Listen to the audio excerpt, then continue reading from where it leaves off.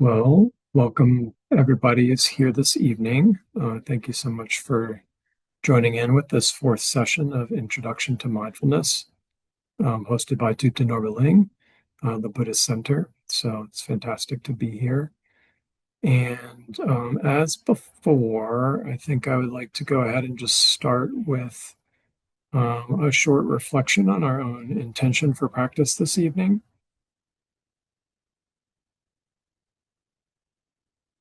And then we'll be able to carry that intention into the recitation of refuge and bodhicitta and the four immeasurables. So once again, refresh um, your intention or your aspirations for studying and practicing mindfulness this evening.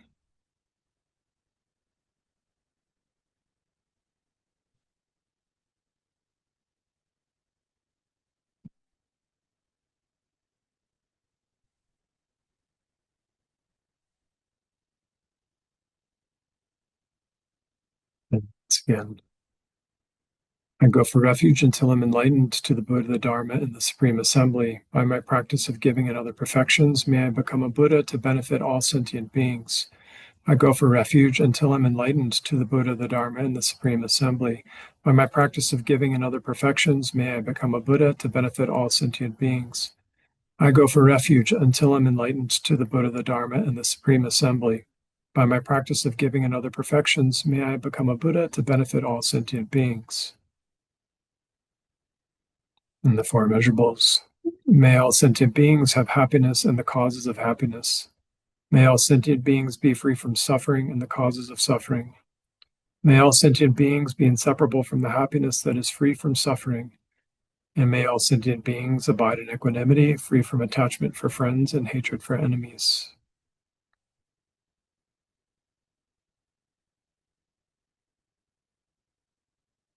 Okay.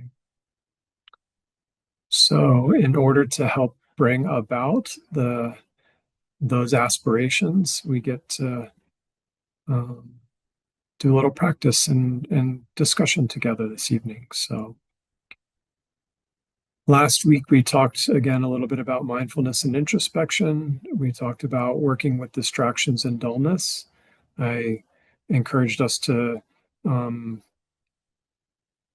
to be able to start to use introspection to recognize when our mind has moved off of our meditation object. So when we've lost the power of mindfulness, so recognize that, then we can release the object that our mind has become attentive to, and then return to our object. So that's the basic method or basic movement that we'll have as we continue to cultivate mindfulness.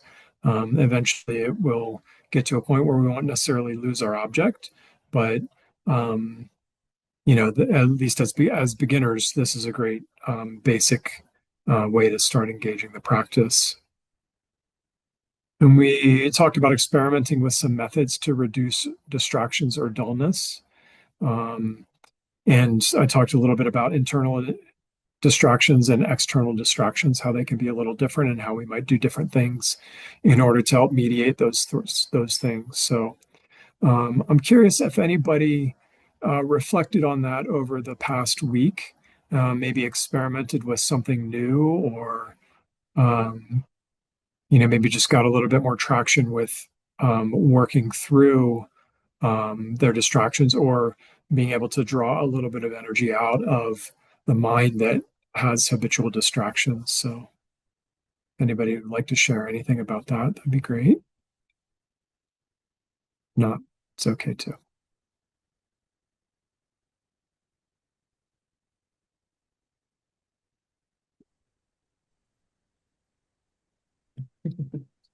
Oh, Again. Daryl. Oh, it's Mary Jo. I can't get my little hand up. Oh, um, Mary Jo, do you Something. mind waiting for just a moment? I think Gary had his hand up too. Oh, So yes, absolutely, yes. please, thank you. Great. Gary, please. So I mentioned last week, can you hear me okay? Yes. Yeah, so I mentioned last week about, just sort of working with pain. And I did more of that this week, not necessarily during practice, but more, it's sort of like a pain that, comes on, without going into all the clinical. And found that, just relaxing and breathing and, it didn't really change the pain. It just sort of changed my mind around the change, around the Mhm. pain. So, yeah, so that was, sort of got the idea last week at the session and then worked with it all week long. Wow.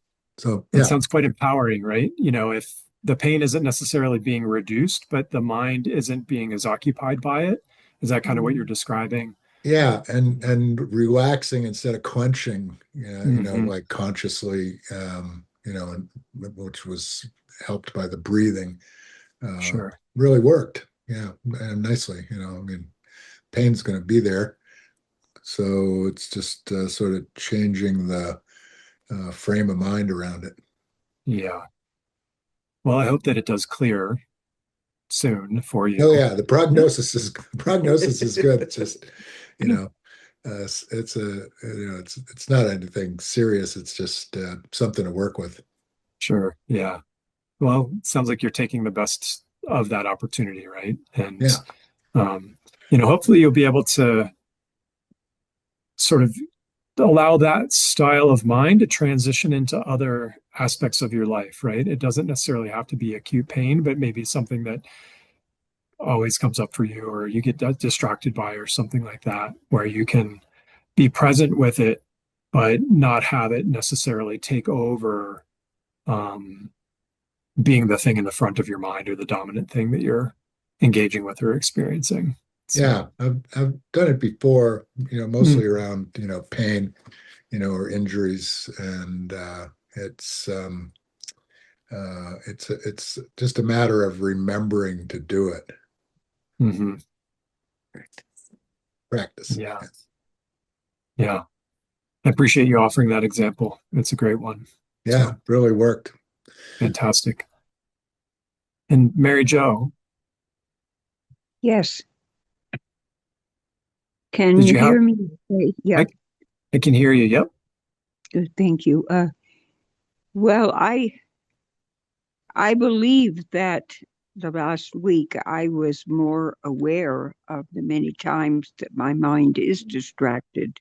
Mhm. And I was happy that I wasn't kind of like being mean with myself about Yeah. it. But I was just kind of like, oh, yeah, well, that's a distraction right there. And so that's all I can report, really. A lot of distractions, I have to say. Yeah. Yeah. It's fantastic that it sounds like you've got some new awareness around that. And I really want to applaud you for not going down a self-critical path with it, because in some senses that it's a tragic irony that that becomes even a further distraction, right? You know, Yeah. um, so Yeah. I think it's great that you were able to avoid that and to notice and to be, you know, sometimes we can be momentarily uncomfortable, but then we get to release that discomfort and just continue with our practice for however long we've set up the time for it. So that's great. Thanks for sharing that. Thank you. Yeah.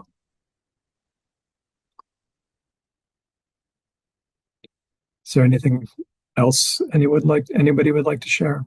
This is Teresa. Hi, Uh, Teresa. Hi.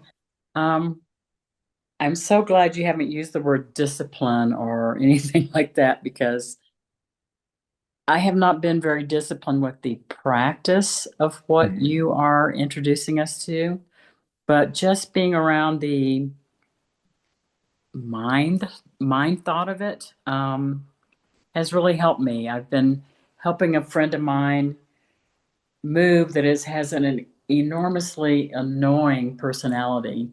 And Mm, I usually react strongly with her, and I've been very gentle with her. I haven't been mm, reactive, and it has something to do with what we're doing, even mm. though I haven't been practicing. Sounds like you are. And but yeah, I get that you're not setting aside specific time each day to engage with this, this practice of mindfulness or anything like that. But that's great that you're feeling like there's some benefit in terms of reducing your reactivity, having a little more spaciousness around a person that's often triggering for you, or that you often get a little bit, uncomfortable in relationship with. So, um, yeah, I'm glad to hear that you feel this is helping you with that. So may that continue and deepen as well, right? So.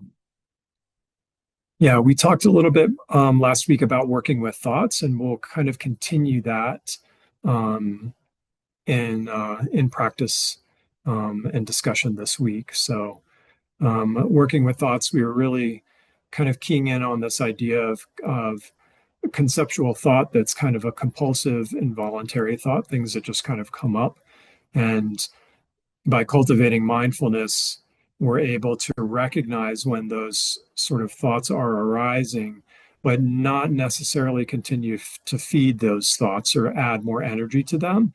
We simply recognize, label as thought, and then come back to our object. So, um, yeah, that's the basic idea of that. Um, and we'll do a little bit more practice around that. I would like to do a little bit of meditation. I feel like doing three short sessions last week was kind of a nice thing. So, in this first session, we'll do about 10 minutes, and I encourage you to um, have whatever object you want to use for mindfulness, whether it's breath or an image of a Buddha or whatever it is you're familiar with, and simply cultivate mindfulness and cultivate a little bit of introspection a couple of times in this 10-minute period, right? So, introspection is this aspect of without moving our mind off of our main object, we're just checking to see whether it's still there, and if it's not still there, then we use mindfulness to come back to our object. If our mind is still holding our intended object, then introspection can just sort of check the quality of it. Is it dull? Is it maybe really bright and kind of highly vibrating and almost wanting to like move out of attentiveness to that object? We're just looking to get a sense through introspection of what the quality of our awareness is if we're still on our object, right? So, um, why don't we go ahead and find a comfortable meditation posture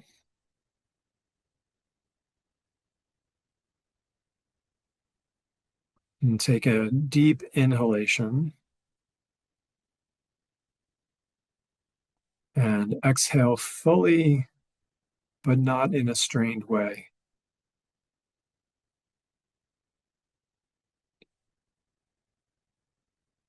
And do two more breaths like that.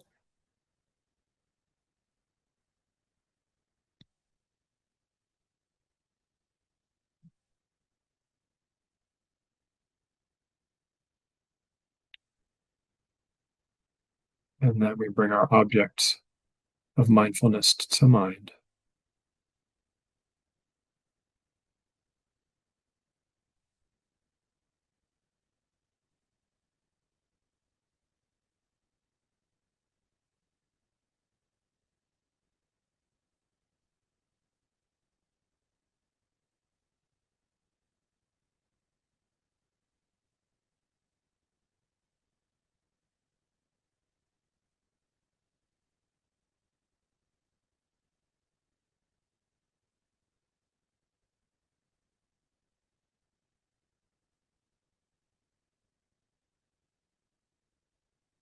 Allow your awareness to rest there, attentive,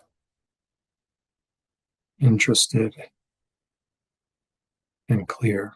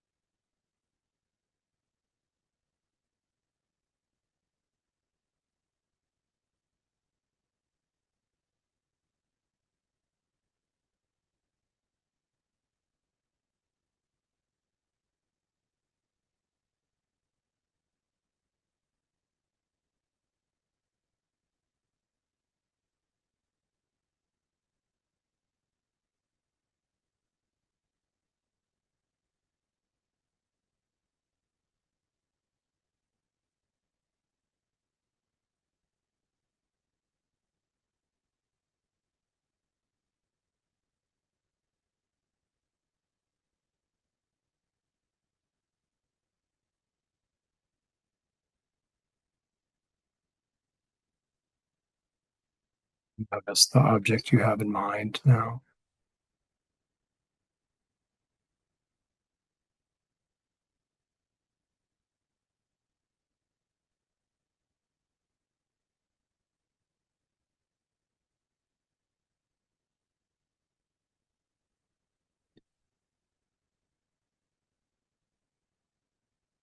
And return or deepen your mindfulness.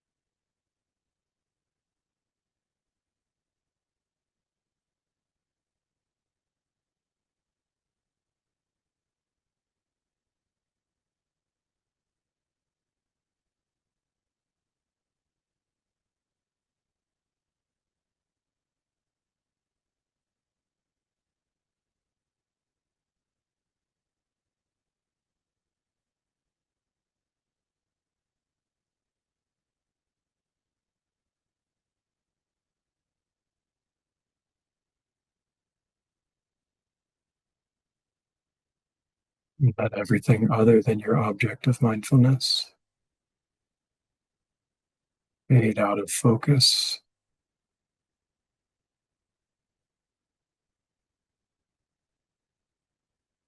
and tune into that object.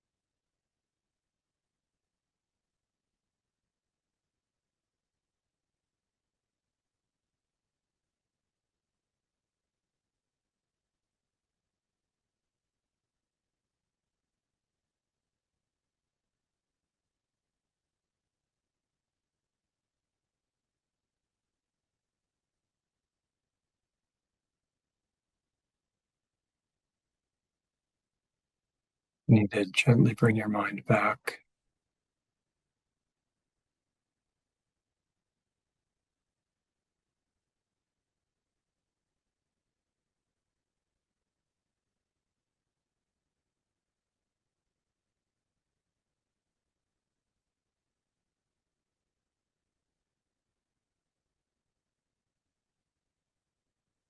and allow your attentiveness to deepen.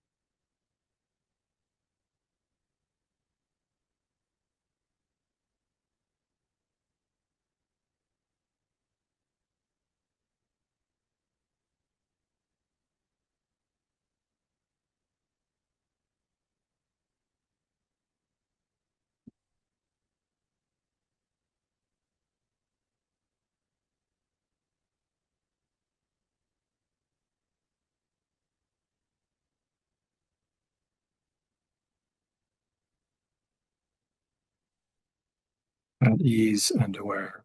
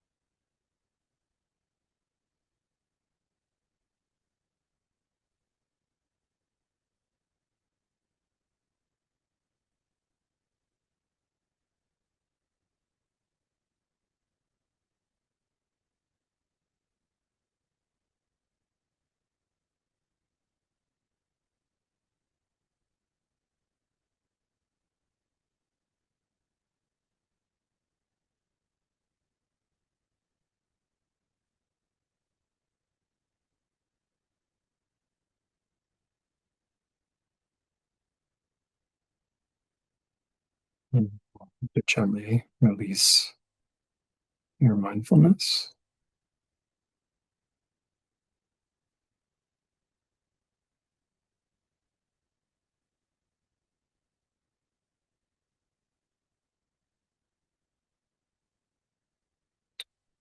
Would anyone like to share anything from that short practice?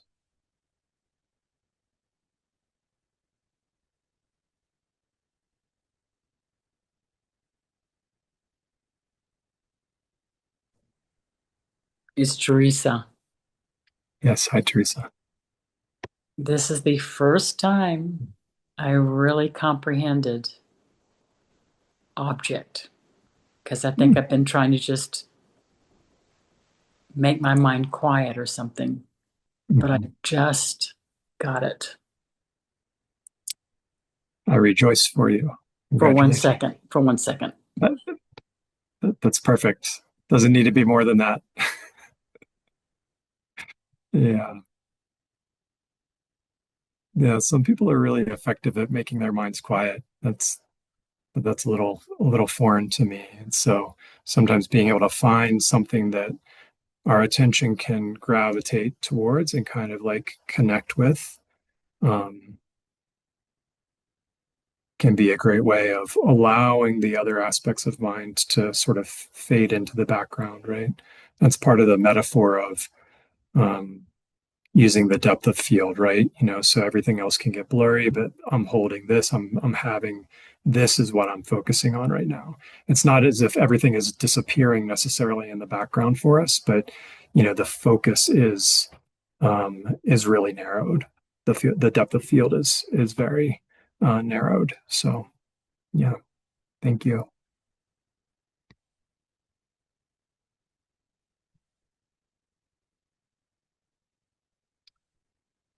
So, this week we're going to talk a little bit about mindfulness and discerning wisdom, and then a little bit more about mindfulness and what we'll talk about as functional thinking. So, we've been talking about mindfulness in terms of developing concentration, right? So, the mind's ability to stabilize on an object, to not become distracted, not have the object slip away. And then later in concentration practice, we use introspection to pay attention to the quality of our mindfulness and the quality of the object that we have in mind. Is it dull? Is it overly bright? Are we falling asleep? Is there a tendency for the mind to want to move out of it or off of it? And then through this interplay of mindfulness and introspection, we can slowly follow the teachings and adjust the quality. So eventually our concentration become very, very deep and very profound. And the mind can become, um, you know, rather than it being kind of like knocked around by our attachment and our aversion, it becomes much more stable and we get to start to do what we want with it more often. Eventually they say our minds can become serviceable, which basically means we can move it to whichever objects we want to for however long we want to be able to do it for. So lofty aspiration. So we have mindfulness and concentration, but we also have mindfulness and wisdom.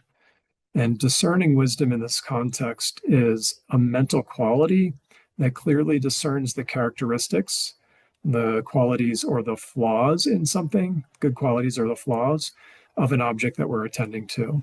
So discerning wisdom is we have an object and we clearly discern the characteristics of that object. Mindfulness holds the object to support precision in our analysis or precision in our ability to examine the characteristics of the particular object. When we gain an insight or awareness of some characteristics, so we sometimes will have that aha moment or like, oh, like Teresa said, oh, there's an object there. Then we can use the mindfulness to stabilize on that object and stabilize on that object and the conclusion so that we can gain a deeper and deeper awareness and integration of that insight, right? How often do we have like something that like an insight that comes to mind and then we forget about it because we something else interrupted us, or like I described, even in meditation practice, sometimes we'll have an insight arise.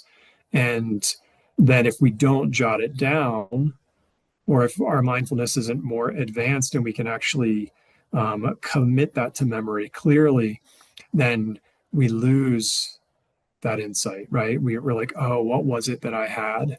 So with discerning wisdom, we're using mindfulness to stabilize, kind of like, um, you know, having a camera or a microscope or something like that.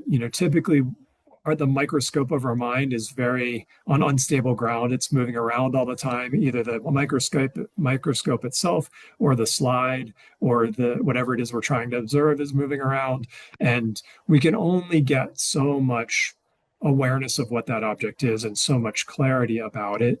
And then we're trying to gain that awareness and clarity so we can use that information for the development of wisdom, right? So not only are we trying to see something in particular, I mean, let's just say it's, a leaf under a magnifying glass. We can use that as a little bit of a metaphor. We'll try anyway. I haven't tried this metaphor, so it's off the off the cuff a little bit. But if we're using a magnifying glass to see the pattern of veins within the leaf itself, then we're able to use that. Let's say that helps us identify what kind of a tree it was, right? We had to get that intricate in terms of the leaf patterning to figure out what kind of a leaf it was.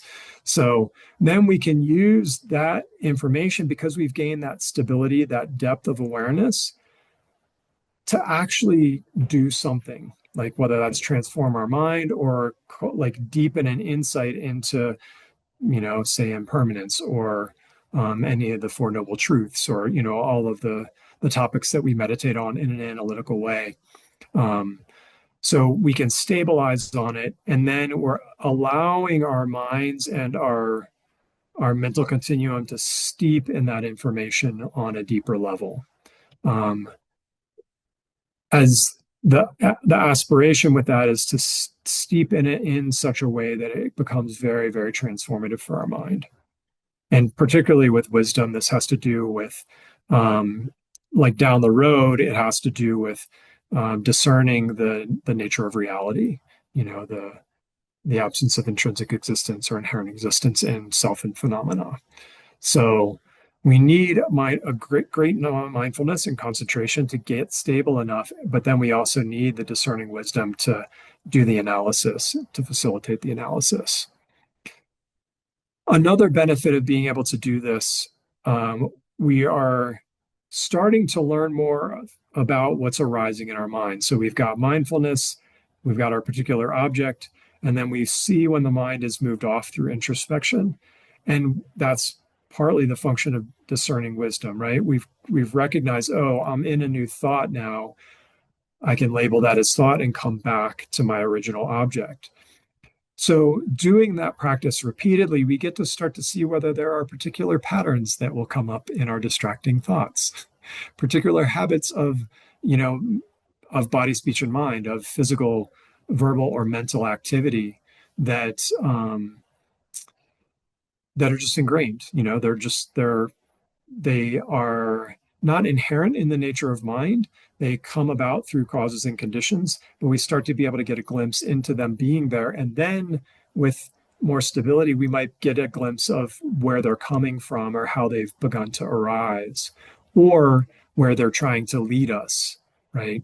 These are all fantastic aspects of being able to get more awareness of what's going on in the mind, and then we get to do some analysis of like why is it happening in that way, with a tremendous amount of like spaciousness and self-care, because getting to know these maybe not as comfortable parts of our mind is, from a Buddhist perspective, is for the purpose of being able to transform those patterns, right? That's the reason why we're doing this.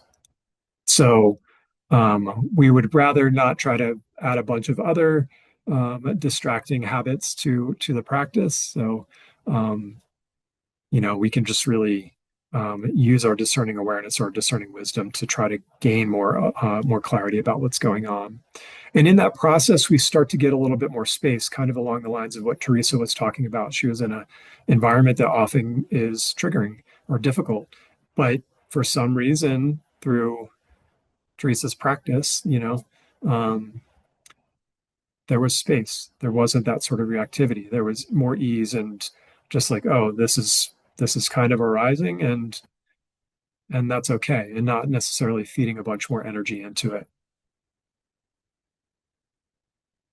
So slowly through this process of cultivating discerning wisdom, we can gain more awareness and more skill with engaging the kind of actions of body, speech, and mind that we want to bring about our spiritual aspirations, right? Could be for our spiritual aspirations, or it could just be like, hey, I can use this to have a better relationship with somebody at work, or the neighbor, or whomever it is. Or it could be with something that we have some attachment and aversion with. So this is definitely a thing that can be small steps, not expecting it to make huge leaps and jumps. And I can't remember if I offered this example, but I was in retreat over the weekend, over the winter, over the weekend, over the many weekends in the winter. um, and I had made I had not been eating very much sugar at all for like even a month or so prior to going on retreat. But for our typical Guru Puja and offering practice, I had made some cookies. And I quickly learned how cookies with a reasonable amount of sugar in them um, incited a tremendous amount of attachment in my mind. I was blown away. I had one cookie and I'm like, next. And it just wanted to keep going. It was so fascinating to observe. And I had not been aware of that in my life because I'm normally like, oh, I'll grab a cookie, I'll grab another one, I'll grab another one. And, it's not a big deal. But because I had been cloistered enough and quiet enough, I got to see how intense that craving was. It was fascinating to me. And not very comfortable, to be honest. Like it kind of stunk. um, but um, I'm really thankful for the sort of quiet and awareness that I'd been cultivating. So when that sort of intrusive experience came in, it was just such a dramatic thing. And then I got to try to work with it. I got to try to um, release some of the energy, recognize that, oh, this is just a really intense craving for something I had no idea I had that much craving for, right? um, and I just got to try to keep working with it. So um, yeah, kind of a fascinating example of not exactly discerning wisdom, but um, along those lines. As we gain a little bit more awareness and we get our minds a little quieter, then some of these things can feel way more pronounced than they normally would, right? Like I had no idea that my sugar craving was that strong throughout my many years of life, right? Having eaten many sugar things, Can't say I'm a particular sweet tooth, but I like some cookies here and there. It's all right. So any sort of questions about this idea of discerning wisdom and yeah, Cynthia, welcome. Hello, sorry for being delayed. We had storm and internet problems.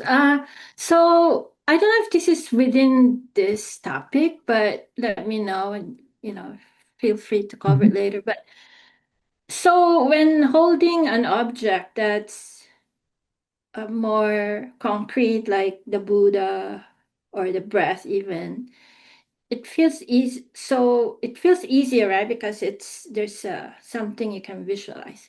So, but in the advanced topics where you have to hold an idea or something that you'd like to realize, which Mm-hmm. isn't necessarily concrete. So can you explain a little bit how you might go about doing that? I mean, are you like, because then I starting to analyze or giving is it like giving examples so that you can like hold it? So I don't know how exactly I would do it. So Mhm. that's one. The other question, and again, feel free to kind of like differ, is a Mhm. little bit about your previous topic on introspection. Is like how do I know if it's my introspective awareness that's actually distracting me? Yeah. You know, so again, because I'm comparing when I asked last week about meditating on the breath and the like Buddha, I find it Mhm. easier meditating on the Buddha. Yeah. But I'm thinking because I'm actively trying to visualize it vividly, right? That's the kind of the teaching is make it as vivid as possible. But in the breath, there's nothing for me to do that. So I'm wondering if it's the introspective awareness that's not doing anything that gets distracted. This is just me. Like I actually tend to float more, like get distracted and get outside of it, if that makes sense. Yeah. Yeah. So, yeah, thank you. So, um, I'll try to work with this latter part of the question or latter question first. So, introspection could be the basis of distraction in the sense that if you notice your mind is no longer on the object that you're trying to cultivate mindfulness of, and then you stay with this alternative object, right? And you just keep moving around with that. That's not finding the balance between cultivating mindfulness and then using introspection.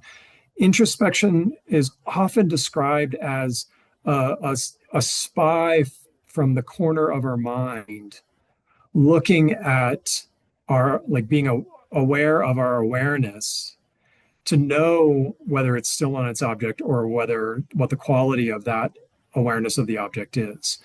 So we could have introspection, like the attempt to try to generate introspection could be a distraction. Um, but I think through the practice of just trying to kind of feel into like, oh, I'm still aware of my breath, or I'm still looking at an image of a Buddha, or I've got a mental image of a Buddha, and just like practice cultivating periodically the awareness of that awareness. And again, the introspection in this type of practice is merely for, as beginners, for us, it's merely for being able to bring us back to our object if our mind is moved off of it. So I'm trying to think of like a good example um, of this. You know,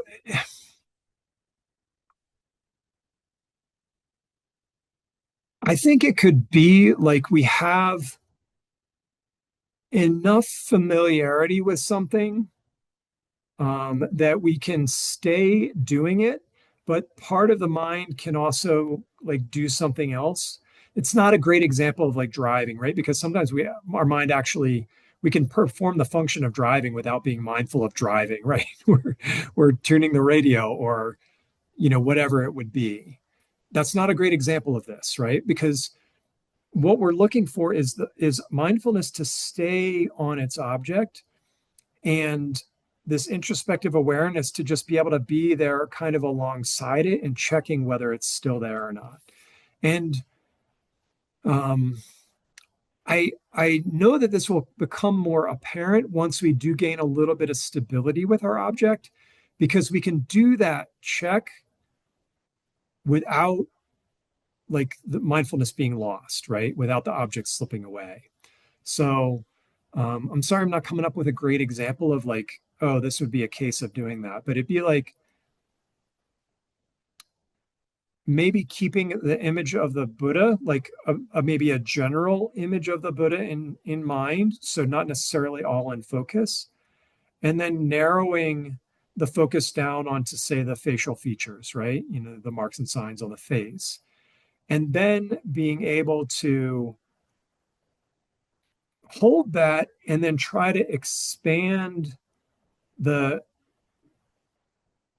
the degree of focus, right? Or the range of focus. So like, okay, now I've got face, now let's do neck and shoulders, right? That I don't know if that technically is introspection, being able to help with that expansion or not. So I'm not sure about that. Hopefully you've gotten a gist of what I'm trying to say with like we hold our object of mindfulness and then we're just checking. And often we'll notice my mind has moved away, then we come back, right? Eventually we can get a little bit of stability and then we can start to check the quality, or we can start to feel the mind wanting to slip away or something come up, you know. Maybe a good example would be like initially we can be distracted by any sound that comes up, but eventually mindfulness gets strong enough where a sound can come up. We can hold our object. We can know that my mind wants to get distracted by that object, but we can actually, you know, keep it there. So that's kind of a dancing around answer to your question for that. In terms of the first question had more to do with analytical meditation, which we'll cover in the last session.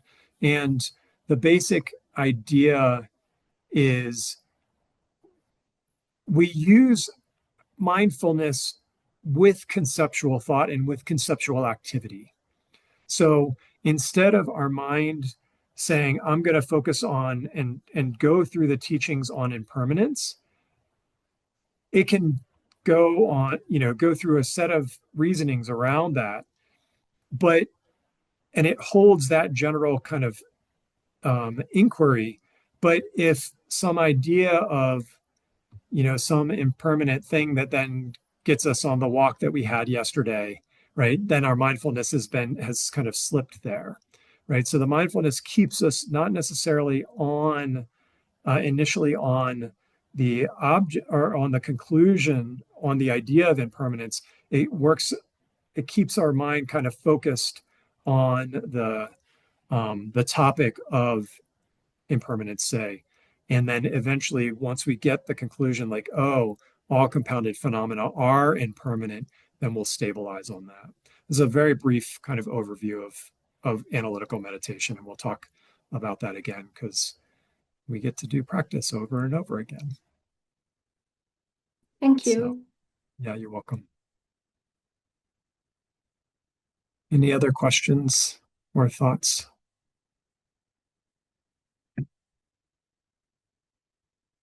Okay. So we can take some time now, get my timer back up. And in this meditation session, what we're going to do is, again, come back to our object of mindfulness. And we are going to use introspection periodically. We don't want to constantly be like checking our mind. We want to allow minds to be stable and clear as much as possible on our object. But then periodically from just the corner, we can check to see whether we're still there or not, right? If the mind has moved off, particularly if it's moved off into a thought, before we just labeled it as thought, we would say, oh, I've got a thought that's arisen, thought, and then return back to the object. This time, using discerning wisdom, and this will be over a longer period of practice if you want to continue with this, will get more familiarity with the specific types of thoughts that might come up. Or as last week, the one person, I didn't catch their name, noted that there were a bunch of construction sounds coming up, and they were like, oh, that's a hammer, that's a drill. You know, they were going into the very specifics of each one. That's okay, but for this practice, we would say, construction label, put the label construction sound, and then come back, right? So we label, release that object, come back. Um,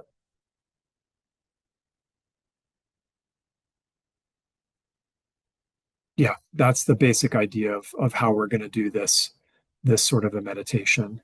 And um, it can be really helpful if the labels that we use are not ones that will be distracting themselves, right? Like construction sound is a pretty neutral object for most people, but um, we generally recommend avoiding something like that thought again, or some sort of like label that wants to create a bunch more energy in the mind, and then it's got something else to figure out, right? Or like get attracted to. Like that thought again, it has a bit of a judgment in it, right? Like, oh, I'm going through this again.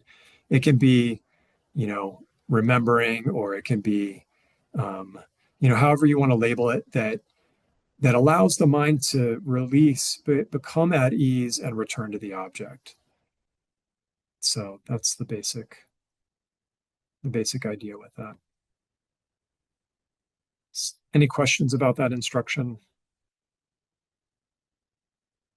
Okay, let's give it a shot. Let's find a comfortable meditation posture again. Release any tension.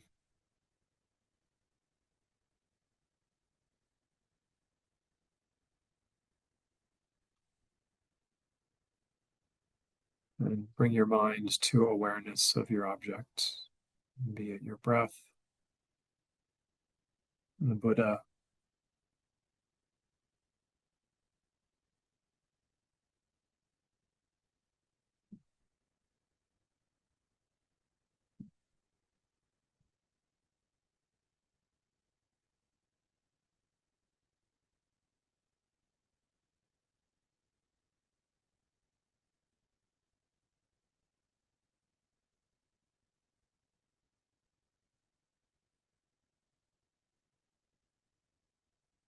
and settle into that awareness.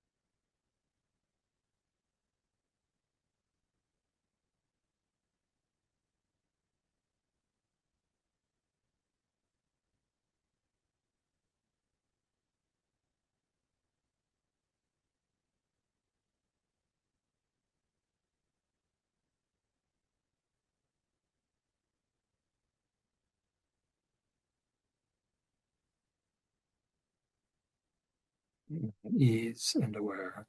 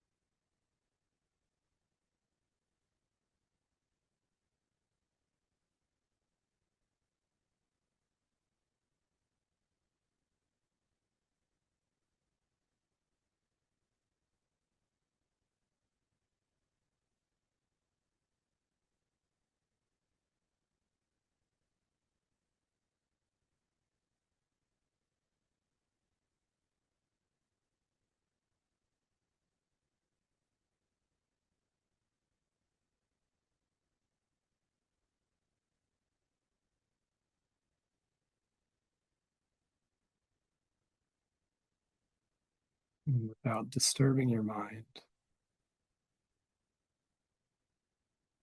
Notice the object in it.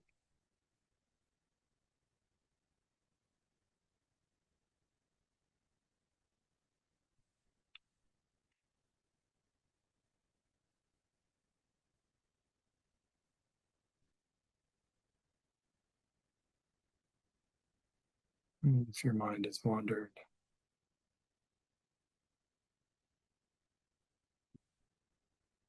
label what it's wandered to.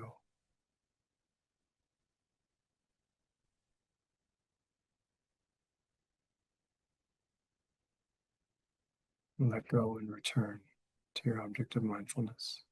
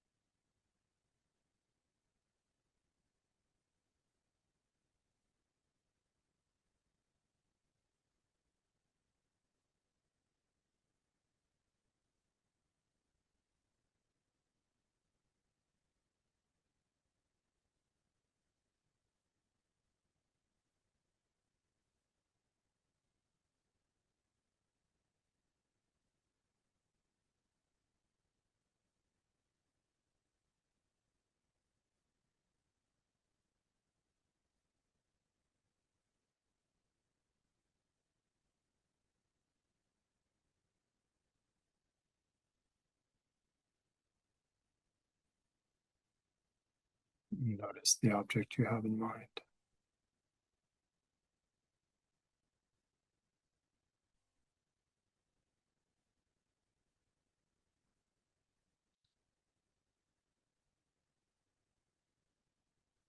And deepen that focus, or label, release, and return.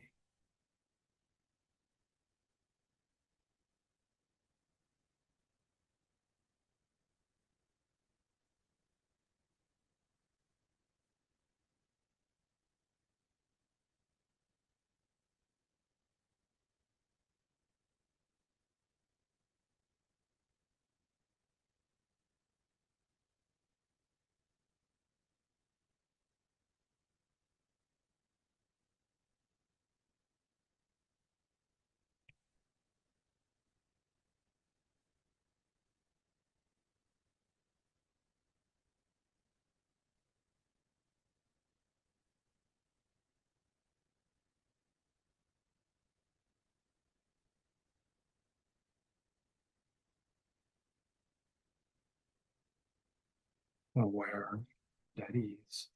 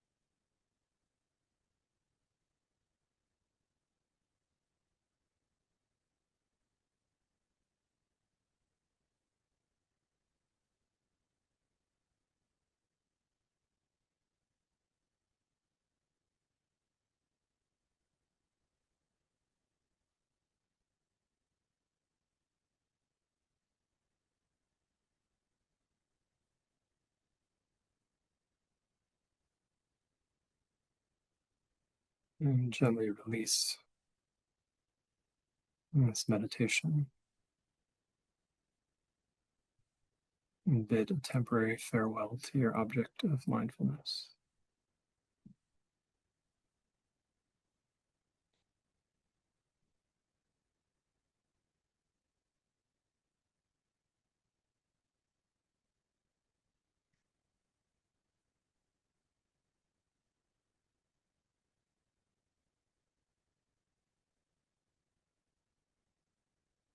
One of the things I was distracted by in that meditation was this idea that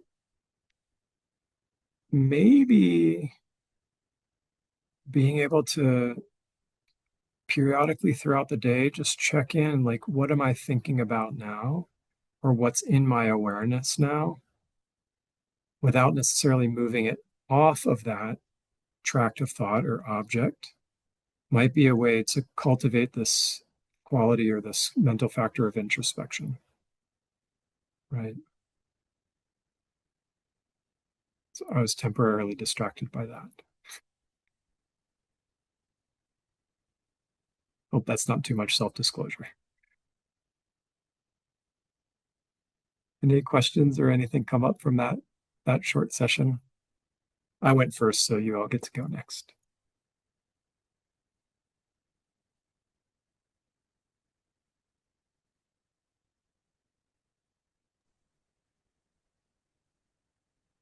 Yeah, Hera. I find that I'm distracted by what to name the distractions Mm-hmm. and finding that pretty annoying, feeling inarticulate. Mm-hmm. So that becomes a whole other thing. And Yeah, thanks for sharing that. I think that, I mean, the practice is new, right, in this sense, right? So we don't have the vocabulary that we would have developed. Um, I think that, and we're kind of moving fast through these practices, right? Initially, I was just like, hey, just thought. Now I've said, hey, we can sort of use some discerning awareness to get a sense of what that thought is, or have a little bit more content of it, or like a little more identity with it. But if we're if that if trying to find the right word for it is distracting, it's still totally okay to just be like thought. Or you could experiment with like, oh, in this meditation, I'm just going to label whatever else is a distraction A or B or Z or 5, or whatever label you want to put on it, that in your own mind is a recognition that this is not my object of mindfulness, right? And then being able to set it down and set it aside. So I think it's okay, because the function of this course is to fast forward a little bit through some of these things to try to get some exposure to the ideas, and that doesn't mean we've mastered each of them each week, right? So it's I get that there's some additional distraction with that, and it's okay. And reel it back to something more simple, I think would be what I would recommend for the time. And then, after a couple weeks of doing that, you might, or even a few days, you could experiment with like, oh, like I said, you might get awareness like, oh, this is, like my 30s or something, like there's some theme from your 30s that's coming up, right? Like, or however, wherever the kind of patterning is getting established, or like what its major thing um, is an easy way to end up labeling it. But it takes some time to, and maybe it's even reflecting after the meditation session, like, oh, that's what that is. This is the label I'll use on it next time it comes up, right? So when we're trying to be mindful, trying to have introspection, and trying to come up with a label, we're being asked to carry a lot of things simultaneously, right? So, um, yeah, thanks for sharing the challenge you experienced with that. can I add to it too that Please. as you were speaking, it occurred to me that why it's so difficult to label it is it's like what will happen to me in a semi-wakeful state that's dreamlike, it's a slideshow. It's Hmm. not necessarily thoughts that I'm formulating. It's literally like slides are dropping in and they're images of Hmm. things, things I've done, things I might do, like, but random. Yeah. And it sounds like from what you're describing, the conceptual activity in term like the words, like that aspect of discernment is not a prominent thing that's activated in your mind at that time. And um, in certain types of meditation, that it's okay to not have that get activated, right? Because we don't, like you said, we don't want it to become more distracting. Um, I think that this practice,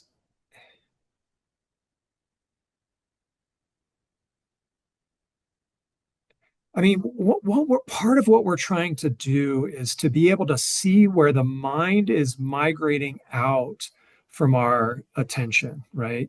And it will migrate on, like it'll move out on the paths that have already been established, right? So you're getting slideshow. Maybe there's some random ones that you're like, hey, I've never seen or thought about that before, but it's, there it is. But odds are some of that is something you're familiar with, right?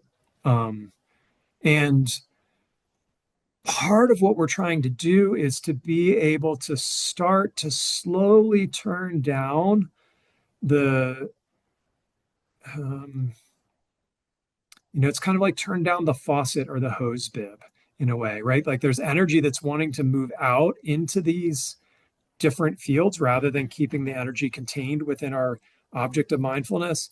So, the idea with labeling is to label and then to be able to release. Like, so we're labeling and we're dropping the energy that's going after that particular thing.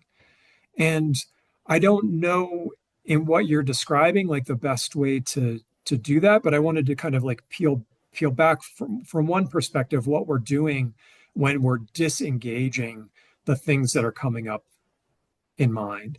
We're Well, not even, please go ahead. I'm sorry, is it then okay, because this is what I've done for decades, is I just say distraction and Mhm. gently focus back on my object, but Yeah. just distraction, plain and simple. Yes, that is Okay. okay.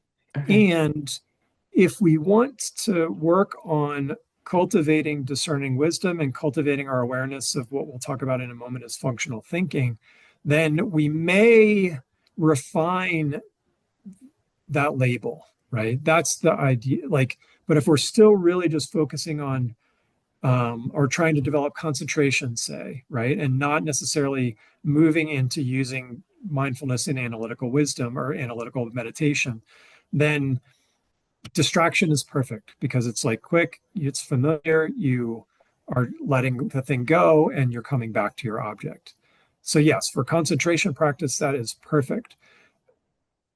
We may want to expand our skill set a little bit and the use of the precision our awareness can have as we do other types of meditation. The other thing with a little more precise label, sometimes there is a particular type of track that's coming up, and we can use a label that will have a little bit more kind of power or decisiveness. I'm not saying distraction doesn't do that, but if we know we've got a particular hook around cookies, then distraction might not be the right label to help us to be like, okay, I'm letting you go because, or I'm accepting you as, this is cookie coming to mind. I've got acceptance of that. And I'm not going to pursue it, right? I'm not going to go then to start imagining how tasty it's going to be and how I made it, all the rest of the things.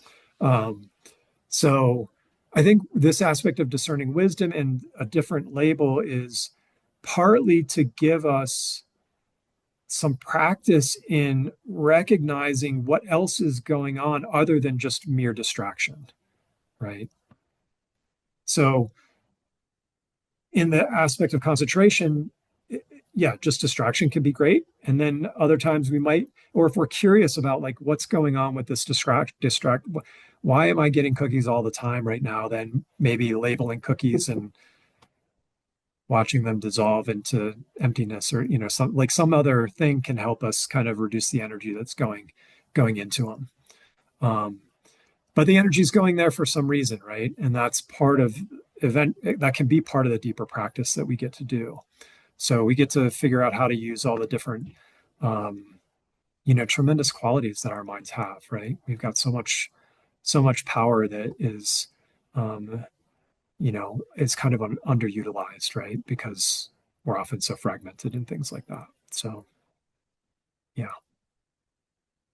Thanks for sharing your story of distraction with trying to figure out a different label. And also talking about your experience, right? Because we all have, sort of different modes that our mind often works in. So slides is a really cool example of that. Thanks for sharing that. Yeah. Thank you.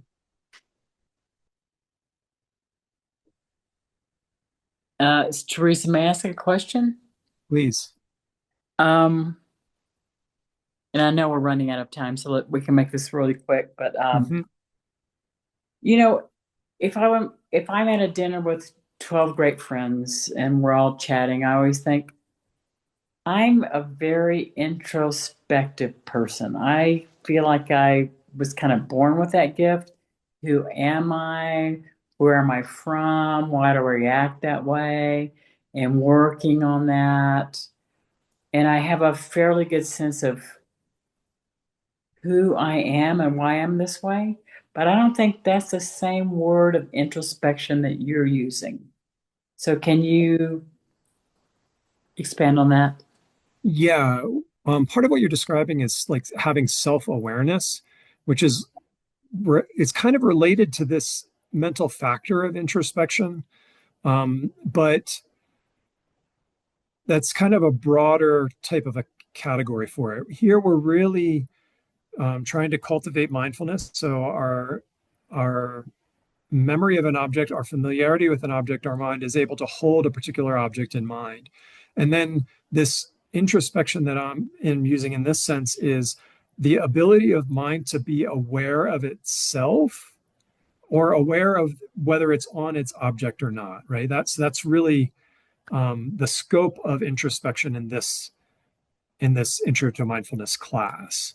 I think there's some, that reflectiveness is, I haven't thought about this or received teachings about like, oh yeah, like that style of self-reflection is very similar or related to introspection that we use in relationship to mindfulness or not. I don't know if there's a real tight bridge there or not, but yeah, here in this sense, it's that, is my mind staying on my object? Has it moved off of my object? What's the quality of the awareness I have on my object?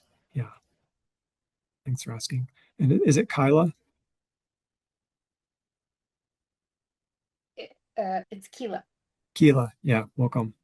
Hi, thank you.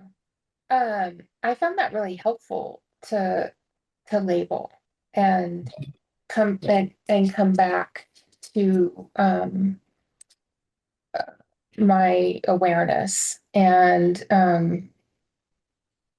what I noticed is that it kept, and I don't know if this is part of the purpose of it, but it kept maybe the more distractive thoughts at bay long enough for me to like sink in a little.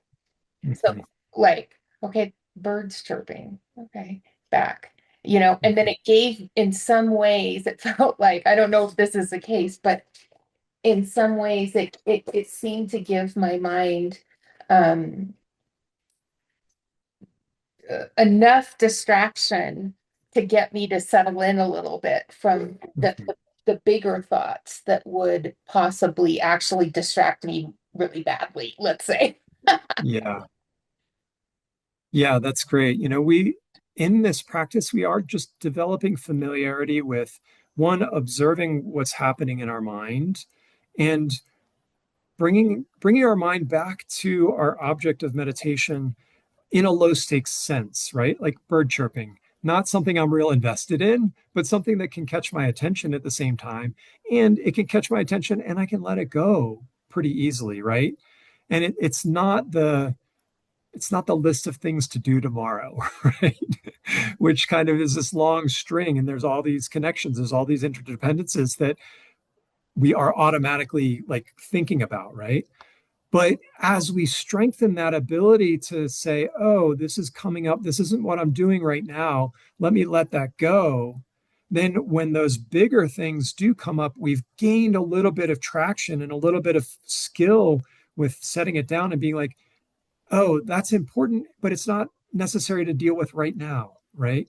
You know, it's like if the fire alarm in the house goes off, you get to go deal with that, right? But if it's the to-do list tomorrow, like that can wait another 10 minutes or something like that most of the time, right? So it's great that you were experiencing the quick, like the benefit of that already, right? It's like, oh, even by just like releasing something that I don't have much investment in, my mind was then able to be like, this is what I'm doing is okay, and I can drop into it a little more deeply. So it's beautiful that that was your experience, and yeah, I'm rejoicing in that.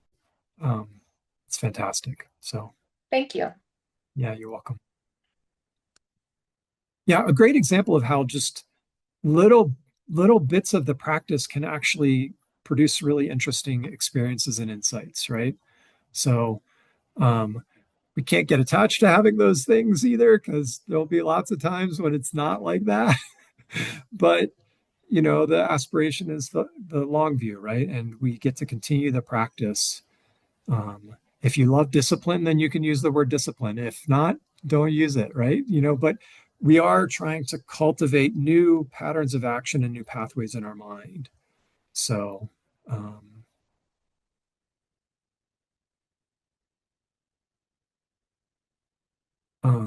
I think I've talked a lot about functional thinking without talking much about it. I'm looking at the time and I'm kind of torn between trying to do another meditation session or whether we should talk a little bit about this.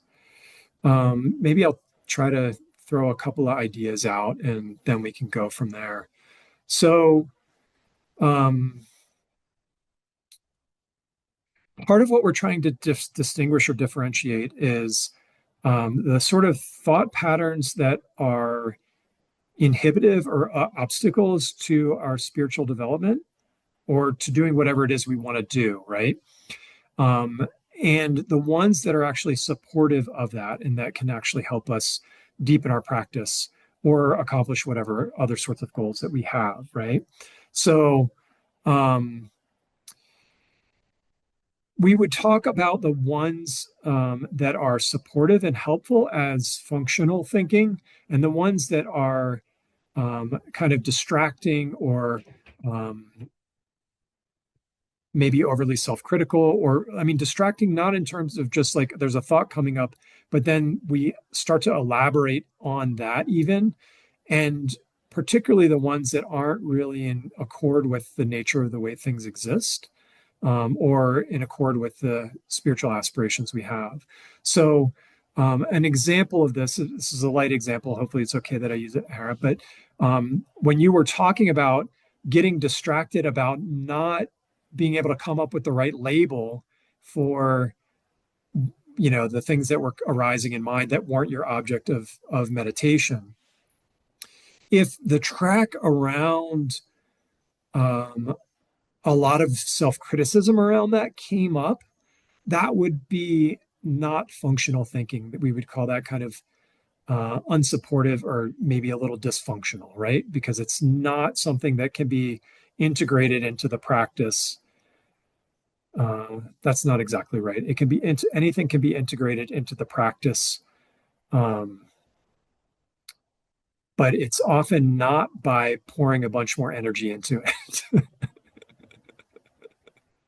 It's integrated. We have to learn to be able to take everything that arises as the path, but that doesn't mean we give all of it equal weight and we put the same amount of energy into it, right? Like the harmful thoughts or like thinking of somebody, um, like somebody, I don't know, having misfortune because they said something mean to you or something like that. Like the type of pattern that we want to cultivate from a Buddhist perspective. So being able to look into these sort of dominant patterns of thought that are arising that are not supportive of our spiritual aspirations can help us to gain a little bit of awareness into the underlying reactivities and the patterns that we have going on in the background. I talked about this a little bit earlier, right? And by doing this, we also are initiating a process of being able to let go and release those habits. And it also reduces the amount of energy that's flowing into them. It might be it could be like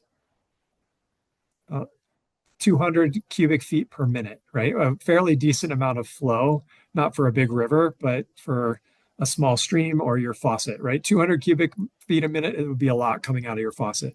We might only turn that down a little bit each time, right? It might take a while to get that to be a trickle or something that isn't something that floods the basement, for example.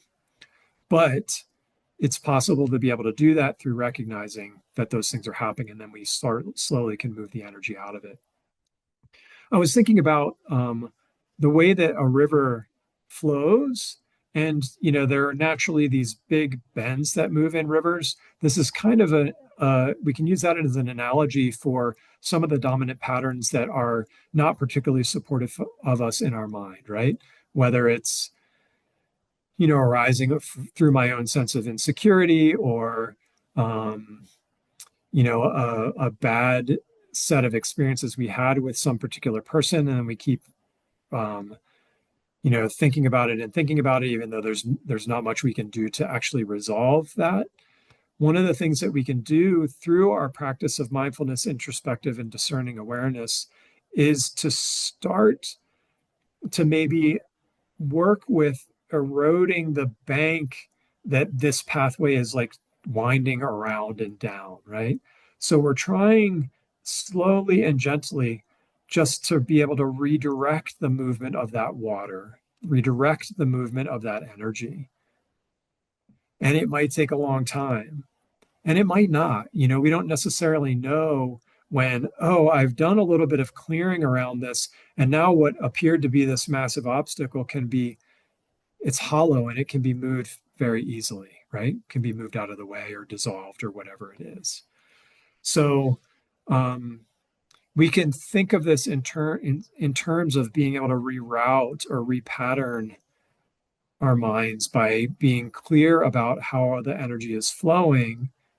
In other words, being clear about the habitual patterns of thought that we have, and then slowly reducing the amount of energy that goes into them and moving that energy into something else, right? It could be mindfulness, it could be the generation of loving kindness, and the example of the person that always you have difficulty with or what have you. So, um,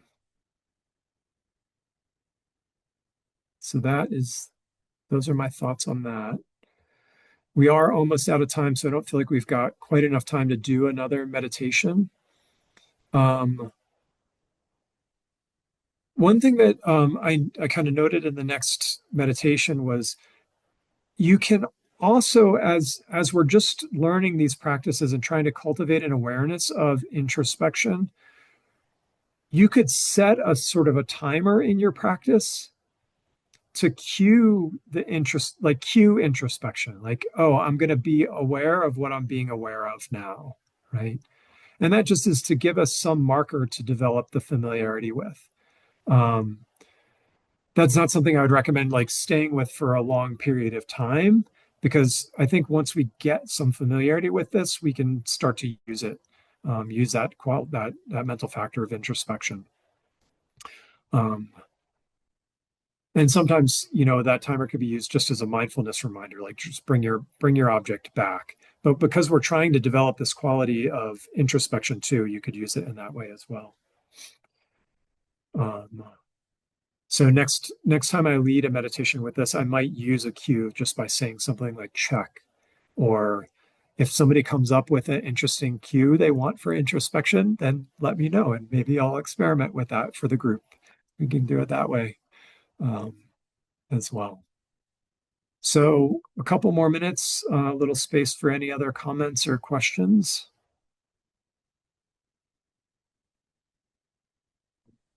Hey, it's Teresa.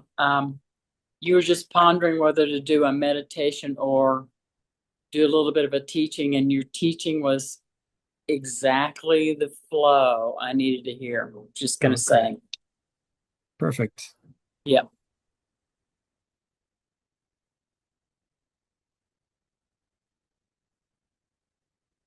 Yes, Mary Jo.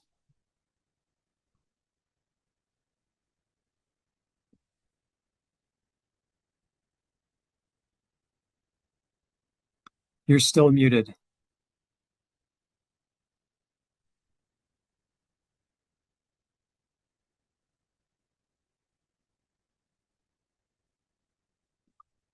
Yeah, I still can't hear you, Mary Jo. Oh, there you go. I'm sorry. Um, I was thinking about, well, isn't that what Thich Nhat Hanh used the bell for? Yeah, I think they called it the mindfulness bell. That's what I was thinking. And Yeah.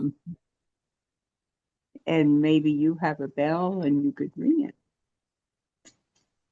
If you I don't could have a, set my timer to be, I don't know if anybody could hear it. It was bell, the volume wasn't loud, but I could set a timer to be able to do that, which um, sometimes being able to use something that is not further distracting, like a bell sound is different than me saying a word that has conceptual content that the mind needs to sort of process that in a little bit differently than just a sound cue. So yeah, that's a good suggestion. I'll think about either using the bell or I I don't know, think coming. Zoom might mute it though. Like normally we don't hear the background sounds Okay, with great. the Zoom feature, so I don't know if we'll hear your bell. Unless you have a bell on your computer. Oh, that's a That good idea. I'll think of something to be able to use that isn't a word, and that will kind of facilitate the conceptual mind staying more quiet, I think. So thanks for the suggestion, Mary Jo. you don't have a little bell like that or something? Not with me right now. No, Okay, I just think that they're sort of traditional. they are, and they're fantastic for it, right? Because often the sound is quite supportive rather than something that's jarring or harsh, right? So I think we already have some associations with it too, right? Which facilitates the practice. So One okay, last question, is that all right? please. Um, Next week is our last week together, correct? Yes. And we don't have to answer it now, but for someone like me, it's like, do we have an idea of what we need to do next?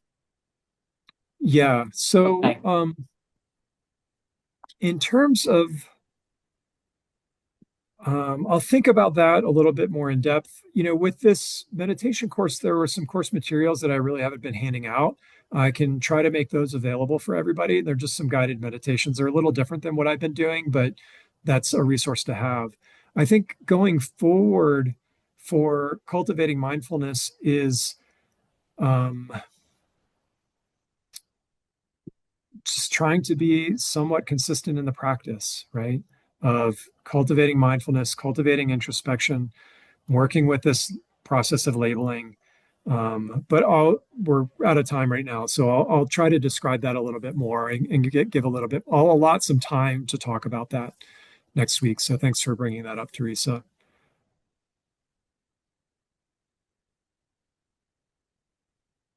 Wrote that note down. Daryl, I So don't know if if are you going to be doing upcoming teachings? Or do you know when the next Discovering Buddhism or beginners class, like the next leg of this is, and who's teaching it? That might be helpful to Teresa and to yeah, all of us. for sure. I'm relatively infrequently connected with to Norba Ling, so I don't know what their schedule is, but it's also a great question, and I'd be happy to look through that information and yeah, be able to offer that as well. So now we get to bring to mind all the positive actions that we've engaged in this evening through our practice of meditation, through our contemplation, through our listening and engaging this material. And we can dedicate all of the positive actions to the long life of our teachers and to being able to continue to receive guidance from them, to be able to develop our minds and achieve perfect and complete enlightenment for the benefit of countless, countless sentient beings.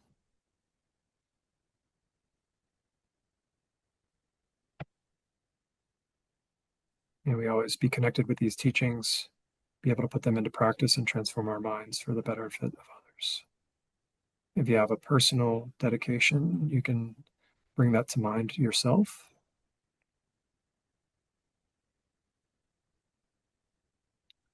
And thank you so much for joining in and engaging and doing your part in the world. I'll see Thank you you, next week. Daryl. See Yeah, you in a thank you. week. Bye, everybody.